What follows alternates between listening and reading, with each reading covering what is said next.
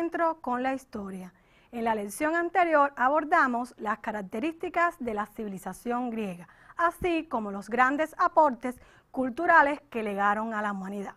Seguro recordarán que estos se lograron a partir de una intensa explotación del trabajo esclavo por parte de la aristocracia terrateniente, los comerciantes ricos y los dueños de talleres artesanales esclavistas. Hoy estudiaremos otra de las grandes civilizaciones del mundo antiguo, Roma, que se encontraba asentada a orillas del mar Mediterráneo y que, al igual que Grecia, basó su desarrollo en la explotación de grandes grupos humanos esclavizados individualmente. Por eso les propongo como tema el siguiente.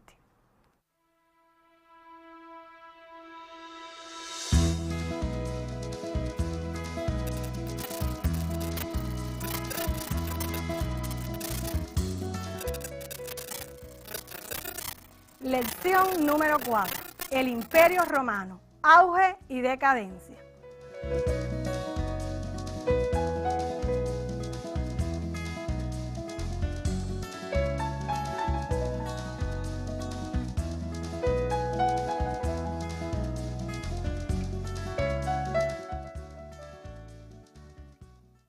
Sí, efectivamente, hoy estaremos conversando sobre esta civilización. Realizaremos para ello un recorrido que comienza con un viaje al territorio que abarcaron sus pobladores. Veamos la siguiente presentación.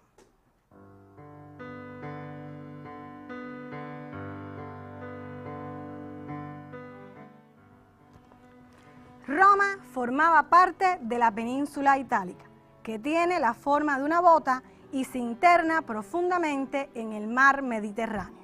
Sus costas están bañadas por los mares Adriático, Jónico y Tirreno.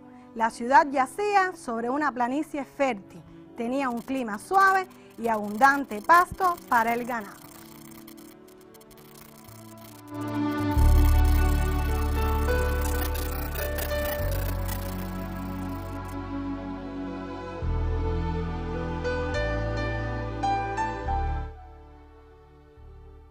Roma conoció dos formas de gobierno, la monarquía y la república. En la primera, el rey era un jefe militar, pero esta desapareció en el siglo II antes de nuestra era, debido a que el último rey etrusco fue expulsado de Roma. Sí, cierto, Roma también fue dominada por los etruscos. En su lugar apareció una forma más avanzada de gobierno, la república.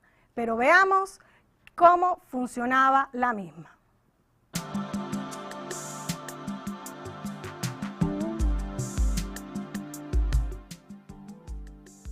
República Romana, conformada por el Senado, el Consulado y las asambleas populares.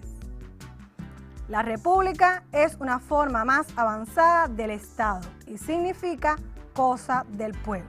Estaba dividida en tres poderes: el Senado, el Consulado y la Asamblea Popular.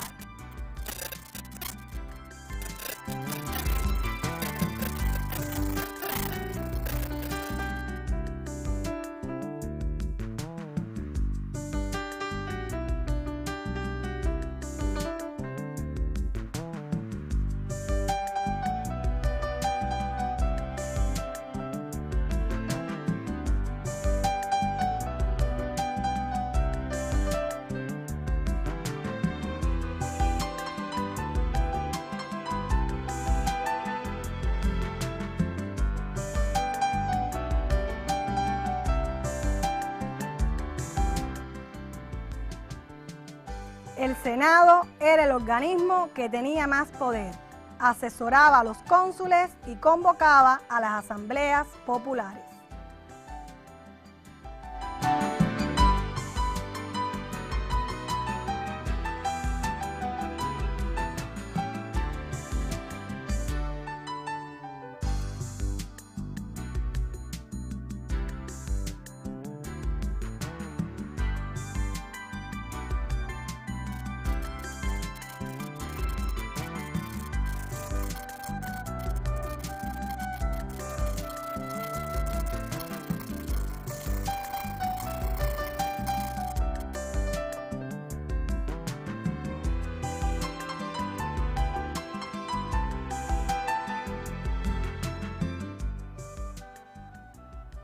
Los cónsules discutían los asuntos militares con el Senado, declaraban la guerra o convenían la paz.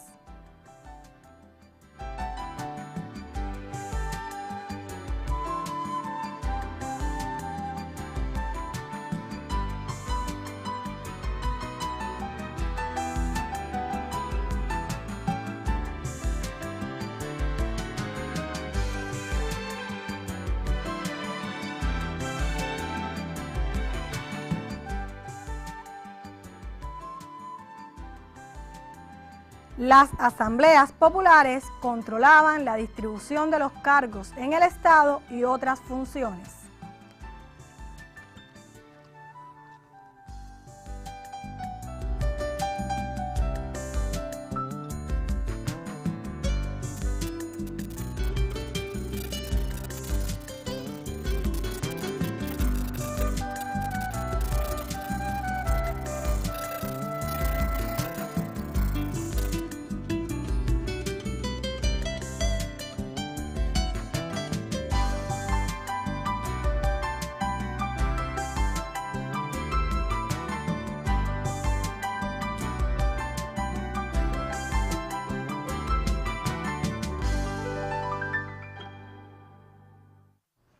Ahora bien, después de haber observado este esquema, podemos plantear que solo la aristocracia terrateniente gozaba de plenos derechos en el gobierno, y eran sus votos los que determinaban la elección de los funcionarios. Se hacían llamar patricios. Veamos quiénes integraban la sociedad romana a través de la siguiente presentación.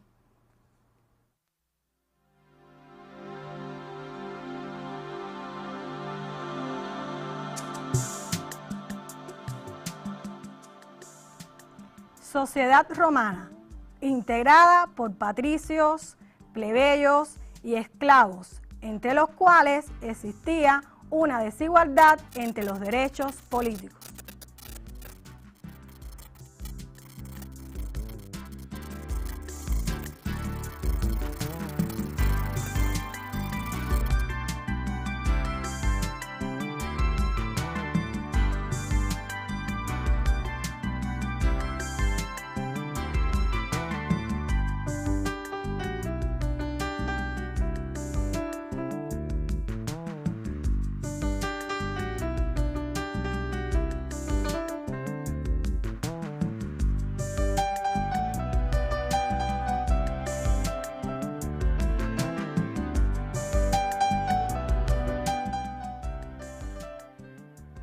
En Roma estaban los patricios, descendientes de las más antiguas familias, y los dueños de las tierras. Sus votos determinaban la elección de los funcionarios. Sin embargo, los plebeyos, que eran campesinos libres y pequeños comerciantes, no tenían derecho al voto. Por lo tanto, ambos luchaban por los derechos políticos.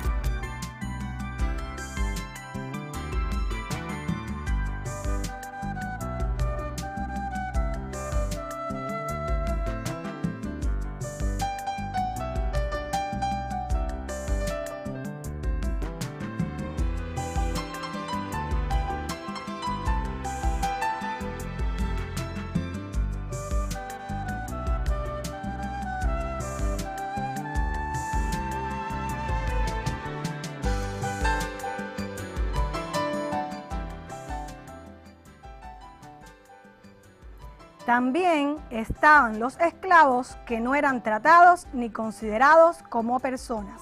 Eran mal alimentados, torturados y vivían en pésimas condiciones.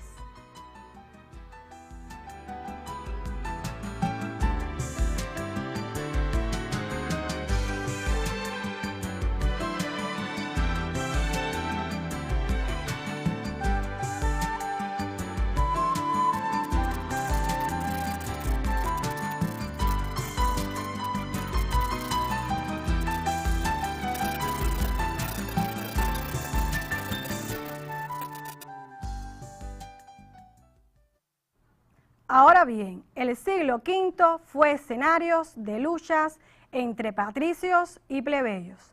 La rebeldía de los plebeyos, que poseían riquezas y formaban la mayor parte del ejército, afectaba los intereses de los patricios. Es por eso que los patricios realizaron diferentes concesiones y a fines del siglo III, antes de nuestra era, ya tenían derechos políticos parecidos. Es por esto que Roma se va a conquistar otros territorios. Observemos la siguiente lámina.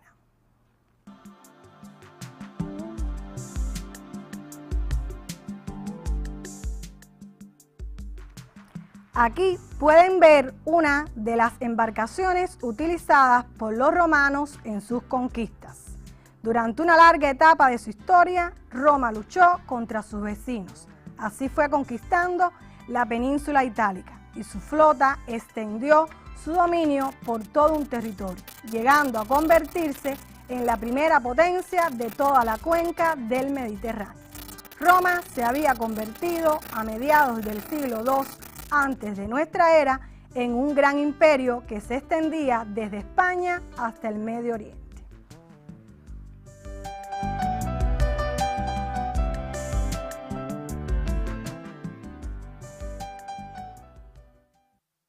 Para lograr sus deseos, se enfrentaron a uno de los pueblos más civilizados del norte de África, Cartago.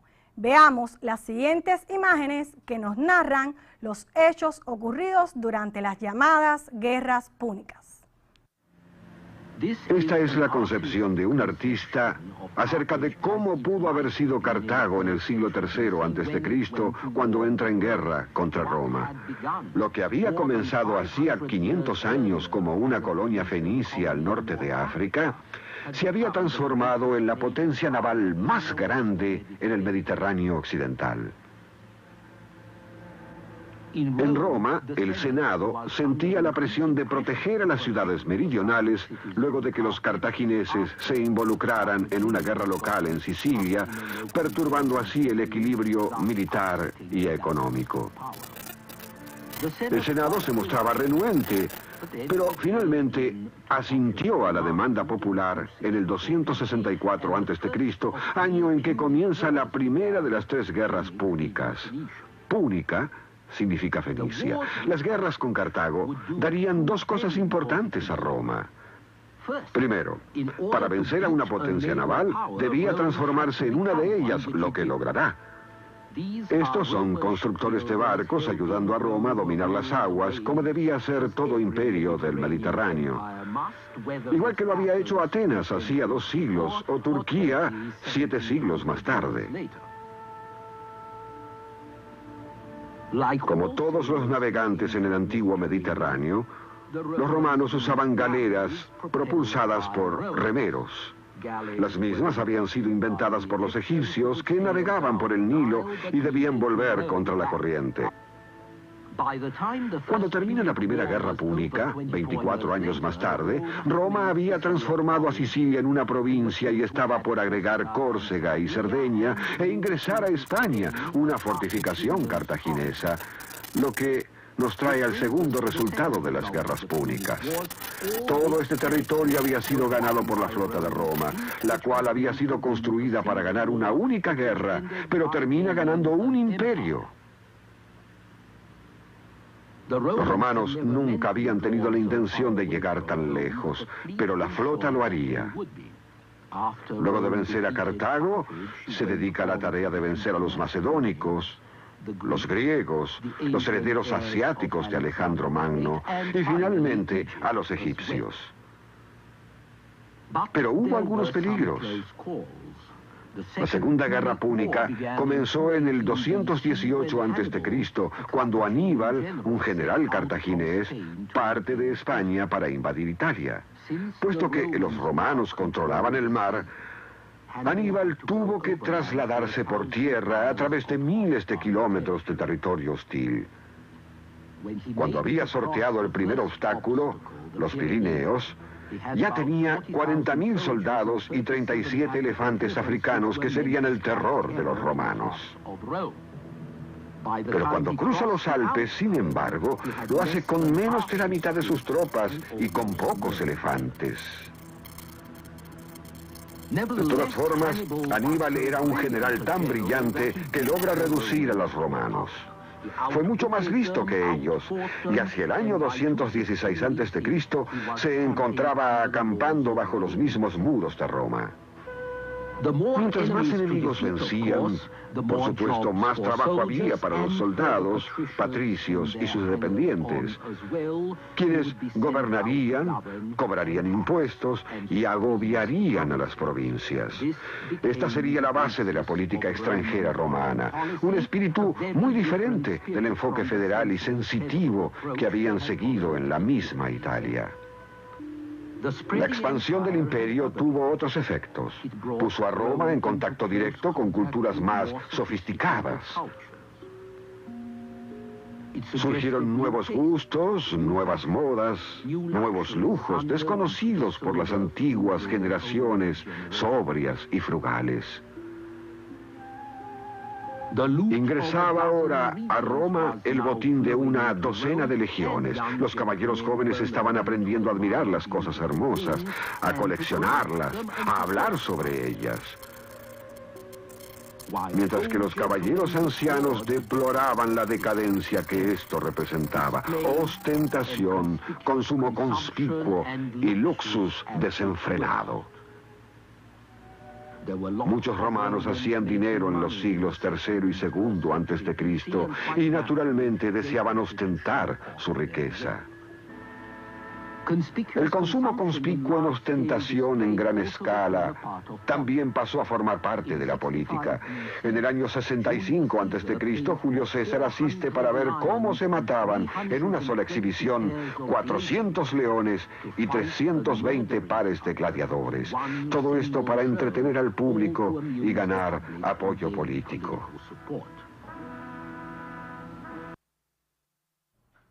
Como habrán podido observar en el material, Roma, a pesar de haber alcanzado una gran expansión y sus esclavistas haberse enriquecido, no marchaba bien. La expansión originó conflictos. Se agudizaron las contradicciones entre esclavos y esclavistas. Un ejemplo de ellos lo constituye la sublevación de Espartaco, un esclavo que logró reunir a cerca de 20.000 hombres en el año 137 antes de nuestra era. El siguiente material nos narra lo sucedido. Año 73 a.C. Un esclavo griego de la provincia romana de Tracia fue llevado a la escuela de gladiadores de Capua. Su nombre era Espartaco. Pese a ser un esclavo, Espartaco se mostraba rebelde y reacio a cualquier intento por disciplinarlo. Espartaco y 70 de sus compañeros decidieron entonces fugarse de la escuela de Capua y se refugiaron en los alrededores del monte Vesubio. Pronto se unieron a ellos otros esclavos prófugos y descontentos, y de súbito, Espartaco se encontró al frente de un vasto ejército rebelde. Al principio, el Senado romano no le dio importancia a la rebelión y calificó a Espartaco de simple bandolero. Pero cuando infligió sendas derrotas a los 2 ejércitos enviados para capturarlo, el Senado entró en pánico. Mientras, Espartaco y su ejército de esclavos se abrían paso hacia el norte rumbo a la frontera con Galia. Esta sería una desafortunada decisión. El Senado eligió para enfrentar a Espartaco a Marco Linicio Craso, un taimado político y despiadado hombre de negocios, quien era también uno de los hombres más ricos de Roma. A pesar de su poca experiencia militar, Craso ofreció cubrir parte de los costos para organizar un ejército. En el año 71 a.C., Craso parte de Roma al mando de 8 legiones. Aunque Espartaco tenía el doble de soldados, las tropas de Craso se encuentran altamente motivadas. Los 2 ejércitos finalmente se vieron las caras a campo abierto en Lucania, al sur de Roma. Aunque combatían con ferocidad, las desordenadas tropas de gladiadores y esclavos no pudieron hacer frente a las disciplinadas legiones de Craso. Eran tantos los muertos, relata el historiador romano Apiano, que fue imposible contarlos. Las fuentes antiguas también registran la muerte de Espartaco durante la batalla.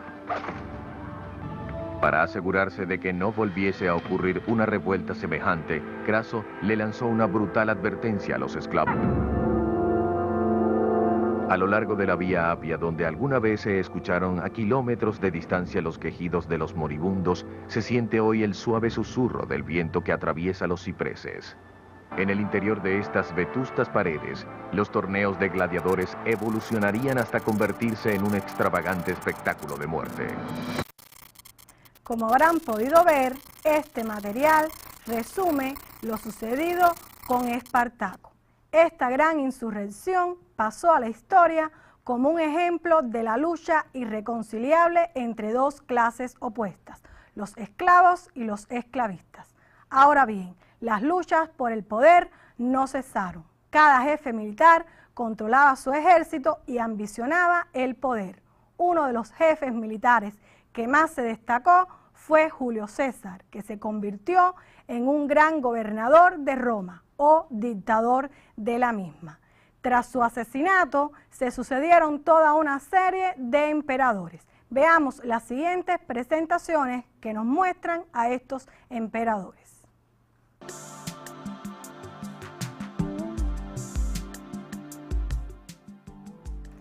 Cayo Julio César extendió el vasto territorio gobernado por Roma. Su triunfo en la guerra civil, librada hacia el año 48 a.C., le permitió proclamarse gobernante absoluto de Roma, pero sus oponentes, recelosos de su poder, le asesinaron.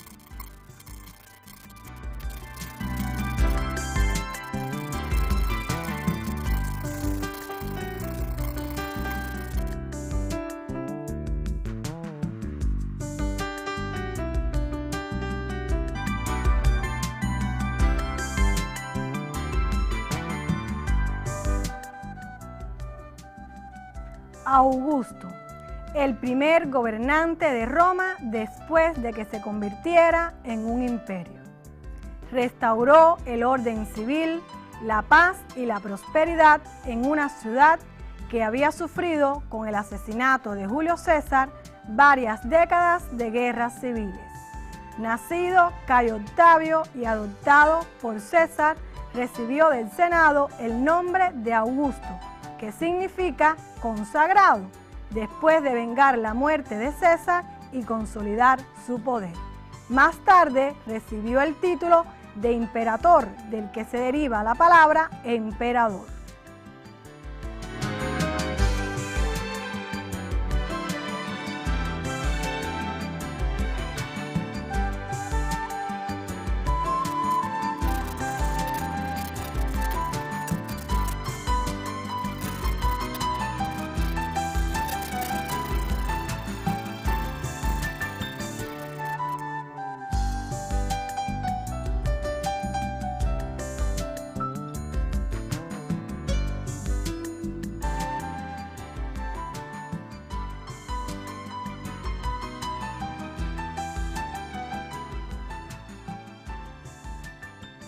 Este emperador romano fue llamado Calígula en su infancia por los soldados de su padre, ya que llevaba ese calzado militar.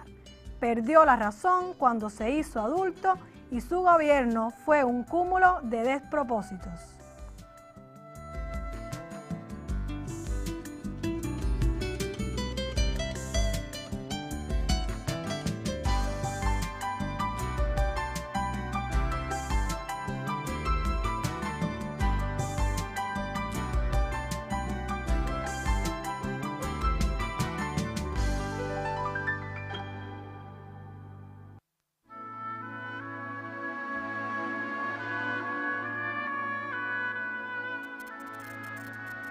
Claudio I, el primer emperador elegido por el ejército. Fue uno de los mejores gobernantes de Roma. Creó un cuerpo de funcionarios, levantó acueductos, drenó los pantanos que rodeaban Roma y construyó un puerto en sus proximidades. Concedió la ciudadanía a ciertos súbditos de las provincias.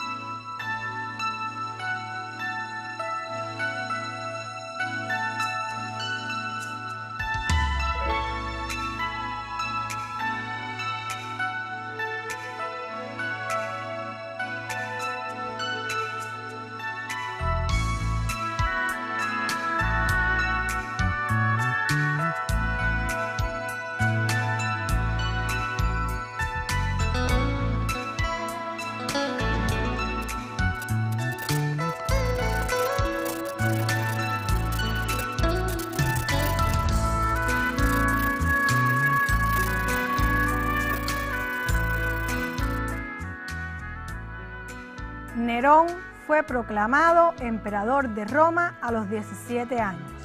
Mandó asesinar o ejecutar a muchos de sus enemigos políticos e incluso a su madre por las críticas que ésta hacía de su amante, y ordenó incendiar Roma.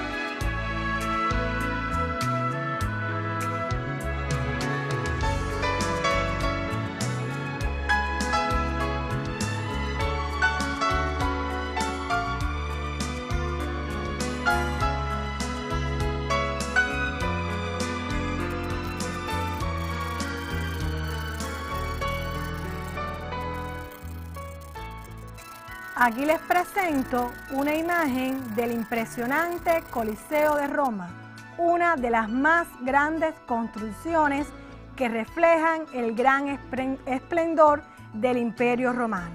Este anfiteatro se conoce como el Coliseo de Roma por la proximidad a la colosal estatua de Nerón. Los gladiadores luchaban en la arena y también era este el lugar en que los cristianos eran arrojados a los leones.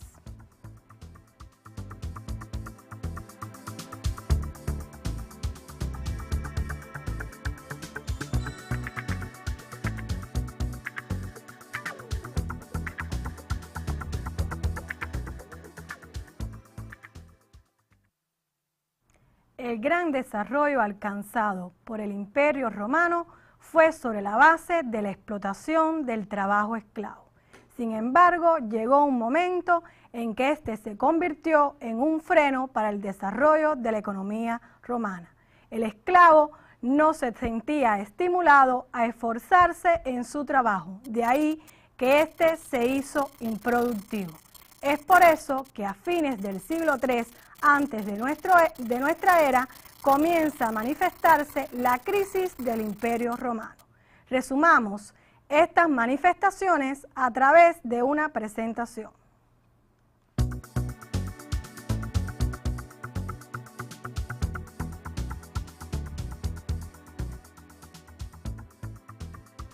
Manifestaciones de la crisis de la República Romana. Debilitamiento de la economía romana. Desarrollo de nuevas formas de explotación, el colonato, y surgimiento del cristianismo.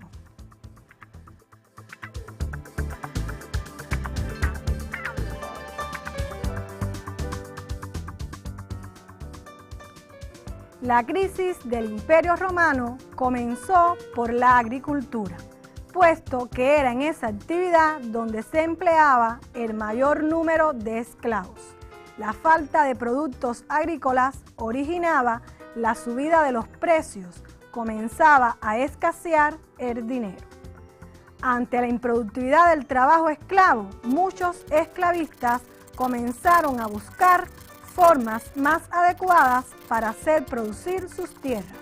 Entregaron pequeñas parcelas a los hombres libres y también a los esclavos a cambio de la entrega de una parte de los productos cosechados. Es decir, entregaban parcelas en arriendo, apareciendo así los colonos. El cristianismo aparece por la mezcla de las creencias de diferentes pueblos.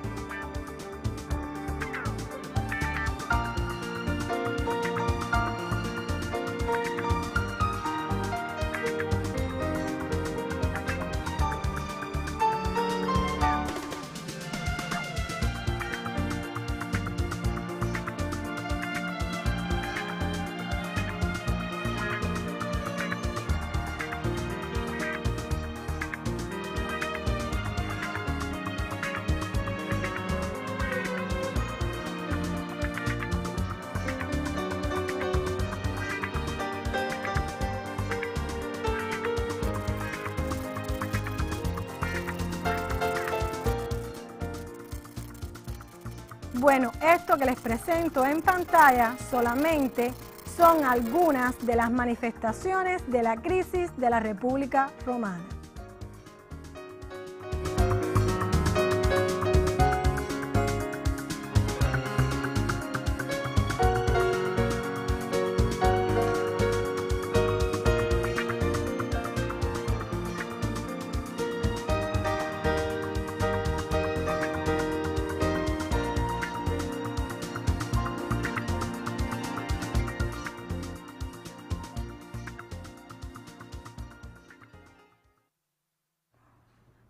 Ahora bien, a comienzos del siglo VI se estableció una estrecha relación entre el Imperio Romano y la Iglesia cristiana. El emperador Constantino legalizó el culto a la religión. De ahí que la medida de la persecución a los cristianos se eliminó. Después de su muerte era inevitable el fracaso de Roma. Veamos entonces una presentación de este emperador.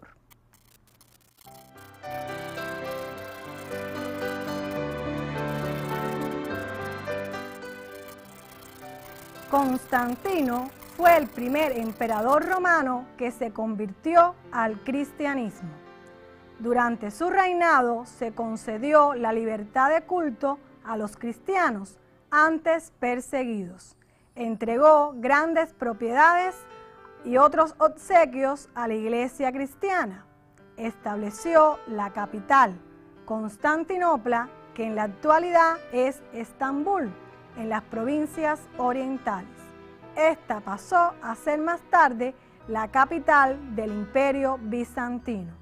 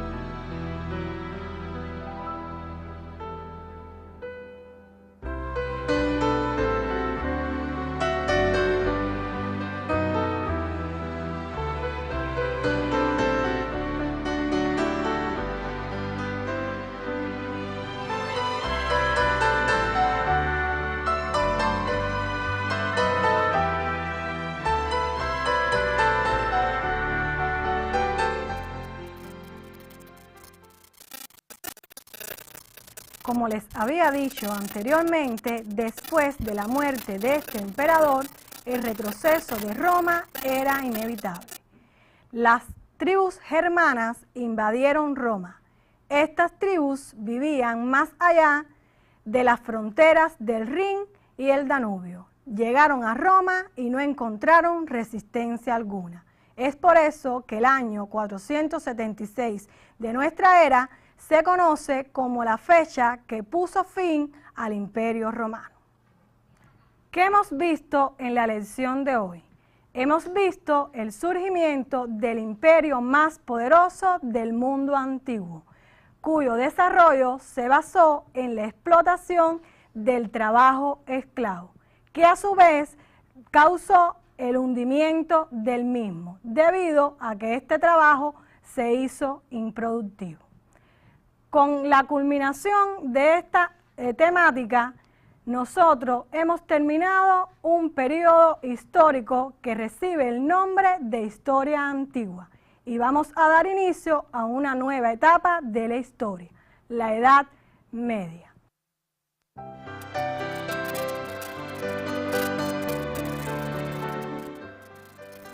Aquí aparece en pantalla una actividad para trabajo independiente. Dice esta actividad: has estudiado la sociedad esclavista romana. ¿Cuáles fueron las principales características de esta sociedad?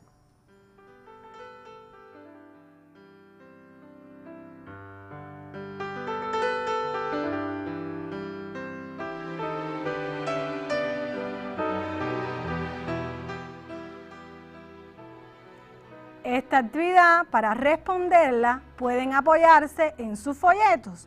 Repito la misma. Has estudiado la sociedad esclavista romana. ¿Cuáles fueron las principales características de esta sociedad?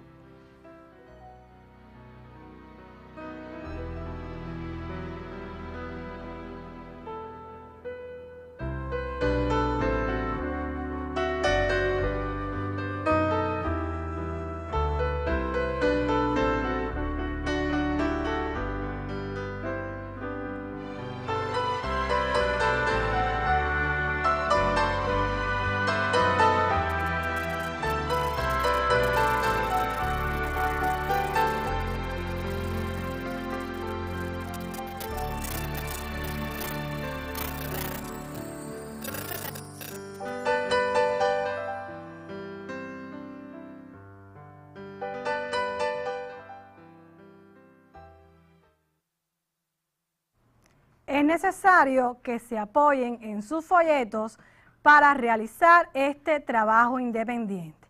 También pueden realizar las diferentes actividades de autocontrol que aparecen en el mismo. En próximas lecciones haremos un repaso sobre todos los contenidos que abarcamos en esta unidad.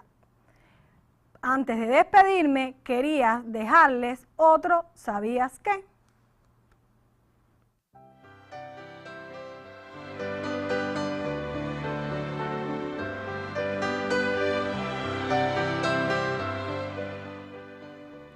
¿Sabías que el derecho romano es tan importante que aún hoy se estudia en las universidades? Repito, el derecho romano es tan importante que aún hoy se estudia en las universidades.